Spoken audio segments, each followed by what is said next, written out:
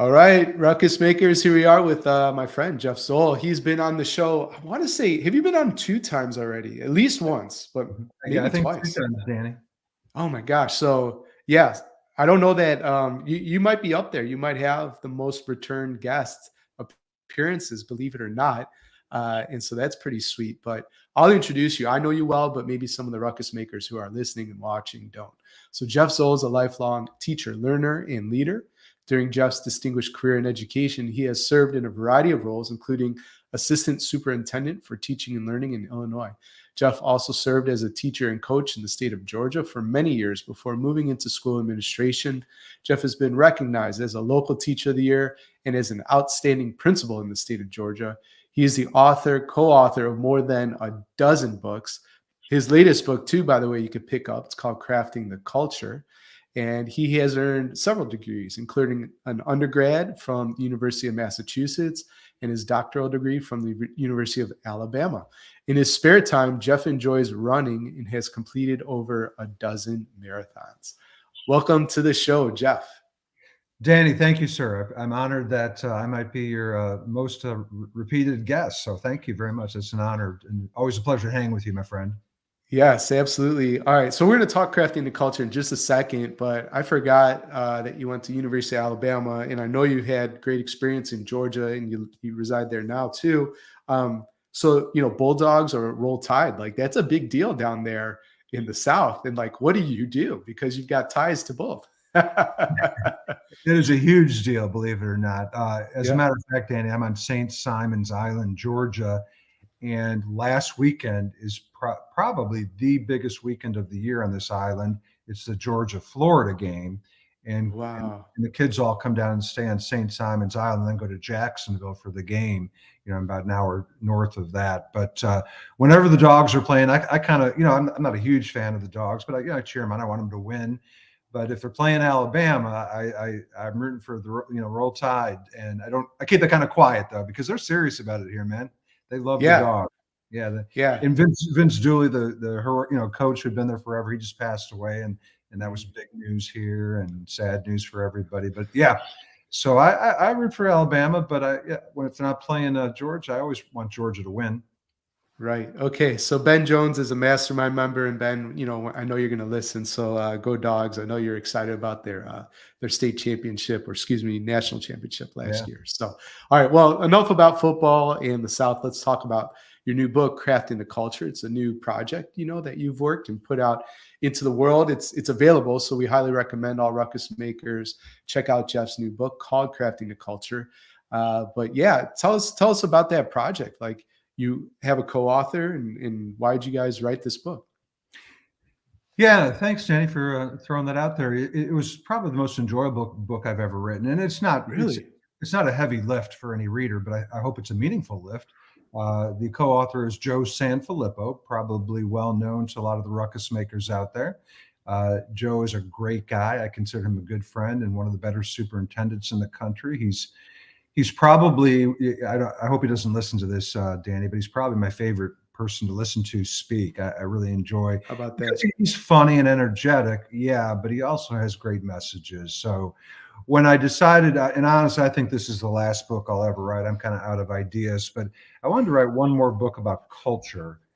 And writing should get easier, but it kind of gets harder as the more you do it, I think. And Mm, I wanted somebody to do it with me, partner with me. And I thought of Joe because he talks about culture all the time. One thing yeah. he said, in all of his presentations is, culture is made in snippets of 30 seconds at a time, right? And that Yeah. was sort of the idea for this book. Not 30 seconds, but they're really daily reflections on culture. So I think the subtitle is 45 reflections on what matters Right. most. And so I kind of almost called it devotional, but not a religious devotional, Sure. a culture devotional. We kind of hope each reader just reads one day at a time, and that might take, I don't know, 10 minutes.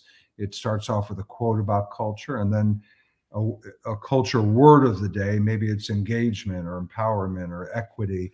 And then one of us has written a 500 to 1,000 word little blog post sort of on that word with our thoughts on it. And then we end with some reflective questions or action steps to take. And I don't know, the feedback's been kind of good. I've got friends who've Yeah. been Yeah. reading it, and they've been reading it one day at a time, and so it's been a good little buzz out there about it. And again, it was the most fun book I ever wrote because it's sort of day by day. I tried to write the book the way I want people to read the book, and I've Yep. never written a book this way before. But I wrote one, and Joe, we kind of divvied up the words. We first brainstormed Sure. words, but then for the words that were mine, I did one a day, just like I kind of wanted readers to read one a day, and that was sort of a manageable way for me to write the book and kind of hopefully the way folks will read it. But we'd love for Yeah. feedback from any of the ruckus makers out there who do take a crack at it, and love to hear what you think. Definitely pick up Craft and the Culture. I endorse the book formally, and then now on the podcast, I could say that I've read it, and one of the things that I appreciate about it too is that it's really no fluff, right? It's very practical, and so you can read through it quickly, but I agree, you should think of it as a culture devotional and read a section a day, really think about the reflection act question and activity, and make that a part of your practice. So I think for the rest of our conversation, Jeff, I'd love to just ask you about some of the content in the book that you have there, and yeah, just see what you have to riff on. And so one of them, the book opens on a chapter regarding expectations, right? And so I'm curious, or excuse me, on relationships. I don't know why I said expectations. And I would love to know in your life, you talked about Joe being a great engaging speaker, but who are some of the best in your network that you've seen building relationships, and what makes them stand out in their ability to do that? Yeah, Joe is one. I've done so much work with Jimmy Casas. I hate to brag on him too because I try to make fun of him more than brag on him, but he is certainly a good You can one. do that as well. Yeah, he is somebody I admire in that regard. He's a genuine person. I think we all have seen at times the motivational speaker who's good, but maybe it's just come in and leave and that's it. Jimmy really cares, about the places he's visiting and working every day, and people gravitate towards him because I think they notice he's an authentic guy. So I think when I think of relationship building, it's got to be authentic, credible, genuine. Those words kind of have similar connotations, right? But I think that's a big part of it. It's doing the little things. I think being a ruckus maker doesn't have to be a big thing. Sometimes we think being a ruckus maker is, I'm going to do this, I'm going to change Yeah. the world. Well, I sometimes think it's doing this, taking that small step. And relationship building is like that too. It's the small things that can mean a lot. And, and I try my very best. It's hard though, but my personal mission is to improve the life in some small way of every person with whom I have a meaningful interaction. And I Mm. hope that's kind of my mission. And I hope that I can do that, whether it's a small way or a big way. I'm not going to make them a millionaire, but I hope that something that I've done with them over time has made a difference in their life for the better. And I think of the people who've done that for me, right? Michael Mhm. Lubefeld, who is another one for me. Yeah, yeah. These are some of my closest friends that I'm picking on here, but it's a good example. There is a man who builds relationships with every person with whom he comes in contact with. And he's always, I don't know how he does it, but part of it's energy and enthusiasm and just positivity and smiling. And that's one, this guy, Nathan Langrad, right? Nathan, Yeah, yeah. and he's another one who I don't even know as well, but I always put up one of his tweets, and whenever I'm presenting, it's probably 5 years old now, the tweet, but I still use it. It's his teaching manifesto. And it's Hmm. 5 points, but the first point is be fun and funny, smile and laugh. And I think that's something we can all do, right? If we were all fun and funny people when we're with our colleagues and with kids, and if we all smile and laugh a lot, that's a culture builder right there and a relationship builder right there. Yeah, and the way I talk about that, I call it rule number 6, and the punchline is don't take yourself too seriously, right? Which I think adds a little levity to the situation. You could have fun, right, and laugh and smile and this kind of stuff. So, yeah, I really appreciate you sharing that, and I love that as a coaching question I use with people. What's the next tiny step that you could take, right? So, whether it's making change in education and making a ruckus or building relationships, it's these small deposits over time that actually have exponential, value. So, all right, well, let's move to consensus. And you have an interesting take, which is to start before you're ready, you know. And as ruckus makers, we have a bias for action, I would say. But at times, our staff, they might be perfectly happy to maintain the status quo. So, what have you Mhm. learned about consensus and starting before you're ready? Yeah, hey, thanks for asking that. And I like that idea. I say it a lot, start before you're ready. You're never going to be, if you wait until you're ready, I'll say two things. If you wait until you're ready, or if you wait until you gain unanimity, you will be waiting the rest of your life. And I think Mhm. too often leaders, we're team builders, right? We want to get commitment. People use the word buy-in. I use commitment, but they Yeah. say they want to get buy-in from everyone. You're not going to get buy-in from everyone if you're making a ruckus because you're changing the Mhm. status quo. And Yeah. I've got a zillion examples in my life, so do you, but it could be something as mundane as changing grading practices. If you waited until you got 100% commitment from everybody, you're never going to change your grading practices. But Never. you do have to get consensus. So I always start by differentiating those two terms. Some people, if they don't think through it, they think consensus means unanimity or unanimity means consensus. They're two very different things. Unanimity means I got 100% of the staff to agree to change their grading practices. Mhm. Consensus means, to me, I've got a good majority. It can't be Mhm. 51% though either. It's probably got to be 70%, 65%, preferably 80%. But then I can start, and I'm not ready in two ways. I'm not ready because I don't have unanimity. I've got some people who push back, and I want to hear their pushback. I want to hear it respectfully, the right way, right time, right place, I always say. But I need to hear that. But once we get 80%, for sure, we're going. We're not fully ready, Nice. but we're moving on. And those 20%, I always use Rick DeFore's definition of consensus, Danny, which was um, everybody involved has had the opportunity for their voice to be heard, Right. and the will of the majority is evident even to those in the minority. So if you were on the other side, Danny, I gave you a chance for your voice to be heard if you wanted it. You're around the table, you recognize that you were in the minority, and you now are expected to move forward with us and be honest, but be appropriate, respectful, and know we're moving on with this initiative, whether it's grading practices or schedule changes or whatever. Exactly. I'm glad you brought up DeFore's definition too, because that one stuck with me, and I think I heard it, at least a decade ago, maybe more. Right. So it's a really, really great way. I make sure you include all the voices, but it's clear, the will of the group. All right. Well, let's talk about risk taking. Right. One of my pet peeves, Jeff, is that districts love to say, "Hey, we love to innovate here. We want you to learn from failure," and then you go out and experiment, try something new and maybe even fail, right? And then you get the 2x4 and you're disciplined. Like people are formally disciplined for doing what the district says, they they support. So that's obviously problematic. But have you seen systems that do this right? And what is it about them that makes it work? Yeah.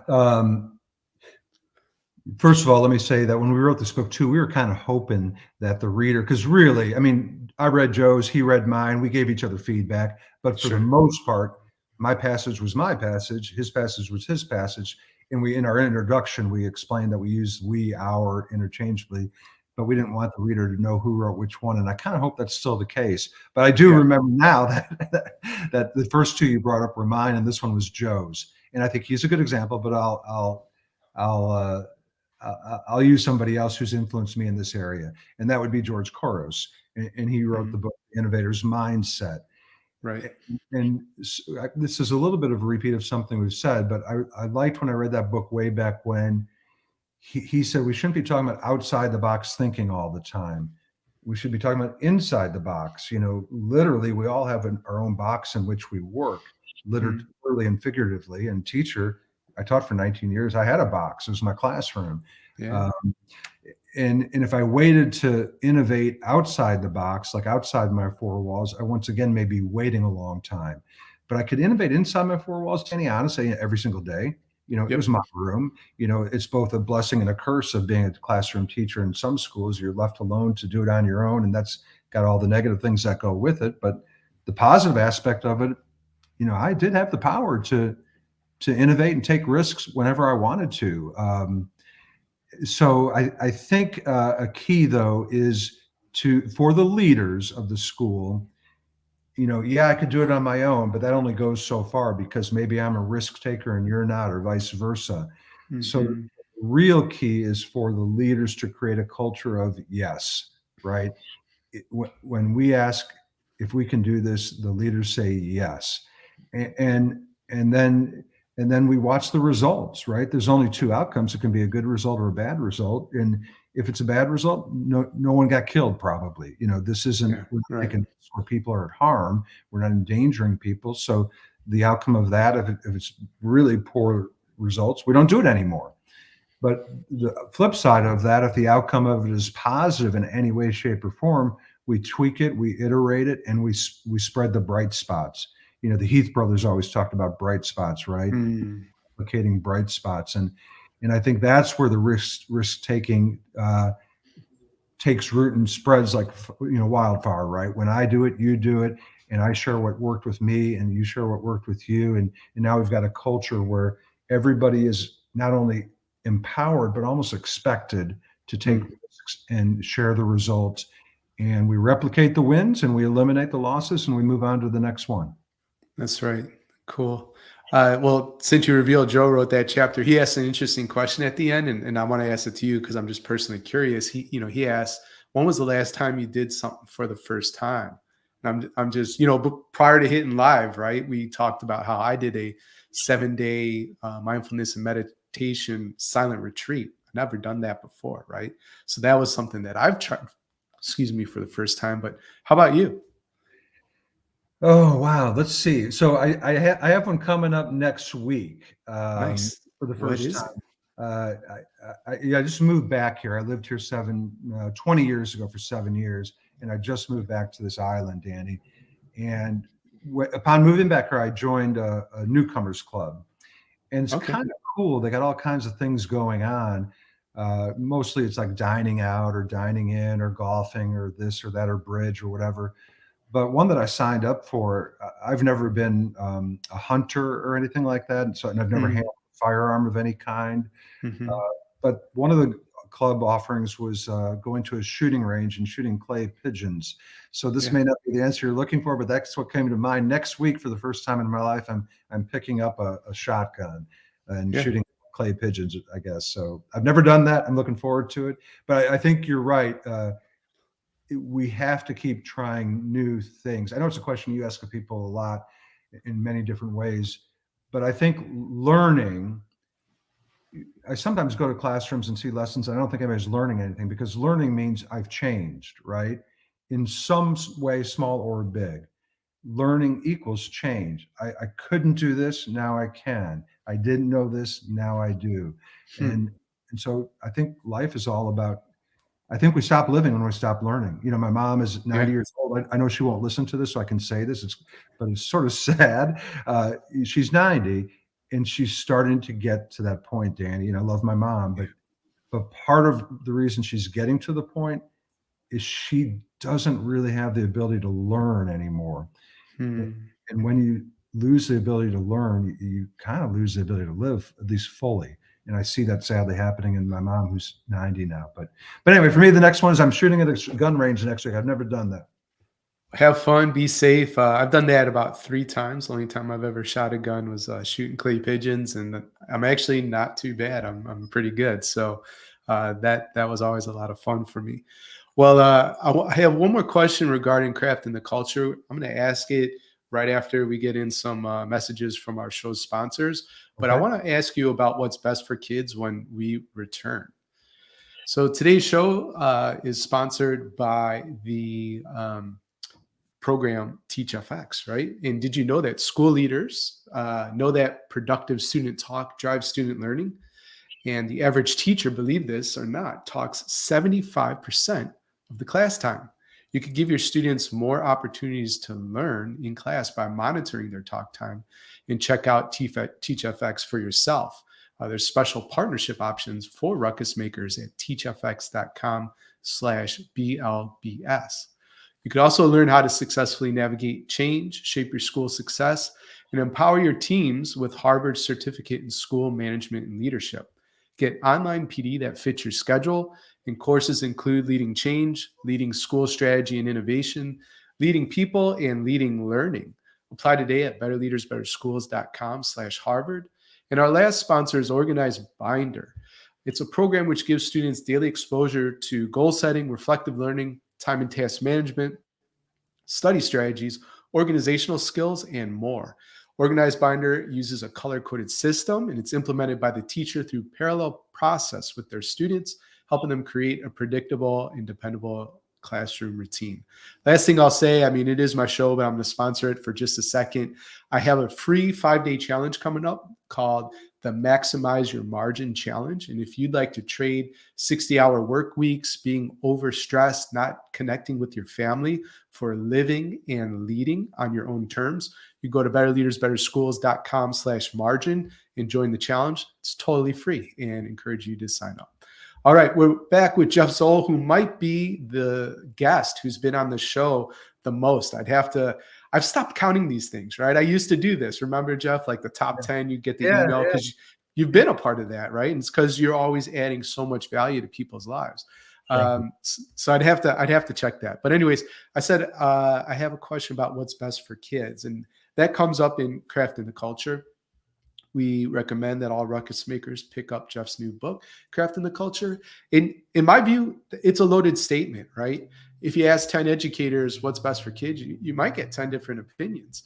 And I don't know if it should be like completely banned, or if you use the phrase what's best for kids, you should say as a caveat, this is my take. I know we have different opinions, but here's how I define what's best for kids. Anyways, what's your take on this phrase, and what do you recommend ruckus makers do with this idea of what's best for kids? Yeah. Yeah. Thanks, Danny. I think that's a really interesting phrase. It became a popular thing to say about 10 years ago, at least in my world. Yeah. It was an assistant principal I had hired along with a team of people to be our assistant principal. I was the principal. And when she met the staff for the first time, she said, something you need to know about me. I'd like to make decisions on what's best for kids. And I don't know if that was the first time I heard it, but it seemed like I heard it all the time after that. And so I think it's both a good measuring stick, but a dangerous measuring stick in some ways. And I guess here's my thinking on that. Sure, absolutely. We should base our decisions on, in a strong positive culture, all adults in the building make decisions based on what's best for kids. The thing is, it's not easy to determine. So much of what we do is gray as opposed to black and white. Our jobs would be much easier if things were black and white, but they'd be less rewarding. And Robert Marzano wrote that book way back when, The Art and Science of Teaching. There is some science to it, but it's so much more art. And that's, again, both a good thing and a challenging thing, because we're working in the gray. We're painting in the gray, not the black and white. So I do think, of course, we want to do what's best for kids. Every teacher, every principal. But the funny thing is, we have to, you'll hear me say this a lot too, assume best intentions of the person who, because I use my grading example, right? It's perfectly acceptable that you disagree with me on grading practices. I have to assume best intentions of you, and you have to assume best intentions of me.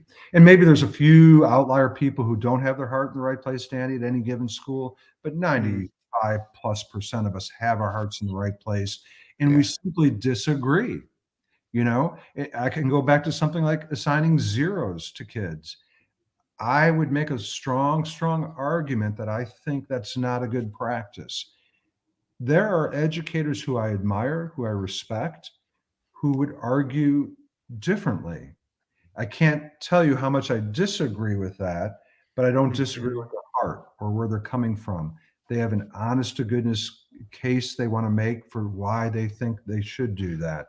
So I just think it's a good measuring bar, but we have to understand there's not one right answer. You set the question up well yourself. We could have 14 different perspectives on it. But it doesn't mean we shouldn't keep that in the back of our minds as an overarching guiding principle. But we can't just say, I've decided what's best for kids. Here it is. No, this is our overarching thing, but we have conversations ongoing all the time. What is truly best for kids? And then maybe we experiment and we see, was this best? We have evidence and data and feedback. So part of being a ruckus maker is developing your mindset and skills. So what are you doing these days to develop your mindset and skills? Back in the day when I was teaching and coaching, Danny, I had the opportunity to hear famous coaches, all my life, and they were kind of fun to listen to sometimes, and had good tips for whether I was coaching basketball or football. But Lou Holtz was a guy who had good tips for life, and he said the only thing that's going to change the person you are to the person you are 10 years from now is the books you read, the people you meet, and the places you go. And I always remember that. I don't know, he may be wrong there. Again, that's his take on it. But it Mm. resonated with me. The only thing that's going to change you as a person now and 10 years from now are the books you've read in that time, the places you go, and the people you meet. So I am constantly trying to read good books. I am constantly trying to travel to new places. Oftentimes I'm doing that for work with schools. And I'm constantly trying to meet new people. And whenever I do those three things, I'm trying to learn. I'm trying to learn from the books. I'm trying to learn from the people. I'm trying to learn from the places. So I would say that. Yeah, great quote and great way to illustrate it too. How about challenging the status quo? That's something ruckus makers do. So what are you doing these days to challenge the status quo? I think it might go back to that. Again, it's conflicting, but I think it goes back to diving really deep into the let's do what's best for kids mantra, right? Let's not Mhm. just have that be a phrase or a mantra. It's an easy throwaway line, but it makes maybe you think, I've got the answers. I think it's challenging that a little bit, going a little deeper with that. What does that really mean? And what does it Mhm. mean when we find out that two really good hearted educators have distinctly different approaches to that? But so I think that's sort of challenging the status quo. You thought this was, we got to dig deeper. We can't just use it as a throwaway line. Right, absolutely. So this question I ask all my guests, right? What message would you put on all school marquees around the world if you could do so for just a day? Danny, you probably know this about me, but every single day when I wake up, I do a couple of things. And the second thing I do every day is tweet out the words, work hard, have fun, be nice today. And I do that so often. That was my last phrase on the announcements every day as a principal. And somebody even stenciled in my office wall at my last job.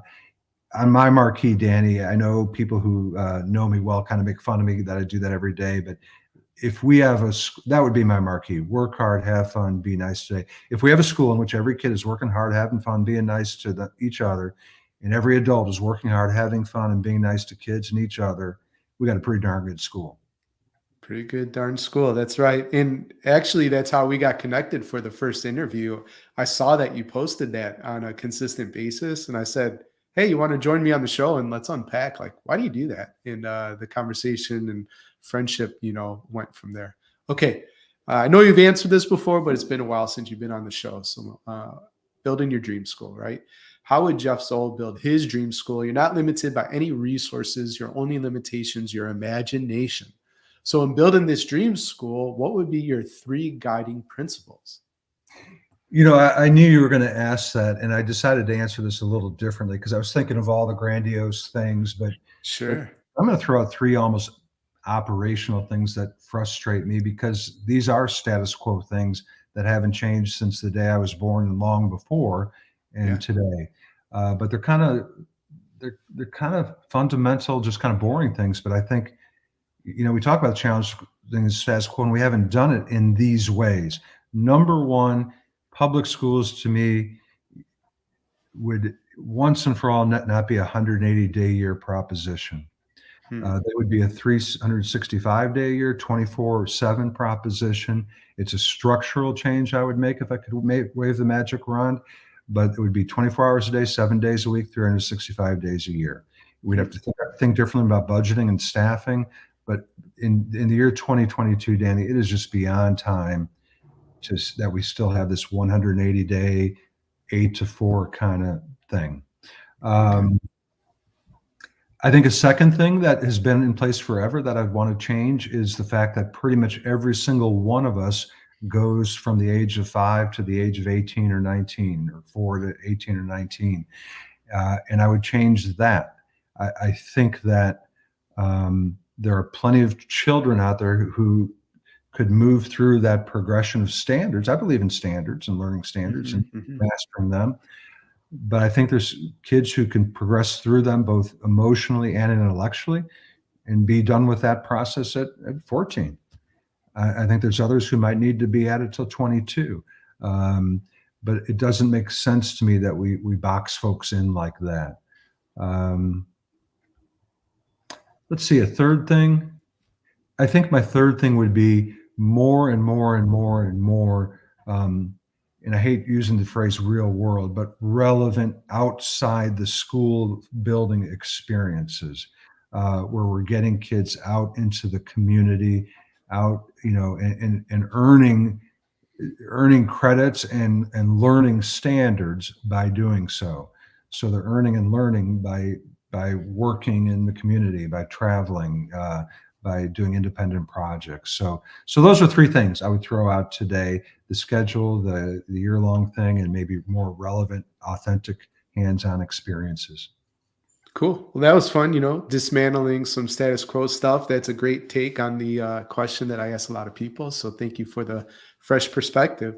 Well, Jeff, it's been a pleasure to have you back on the show. We covered a lot of ground today. Super excited about your book. Again, highly encourage people to check it out, Crafting the Culture. And of everything we talked about today, what's the one thing you want a ruckus maker to remember?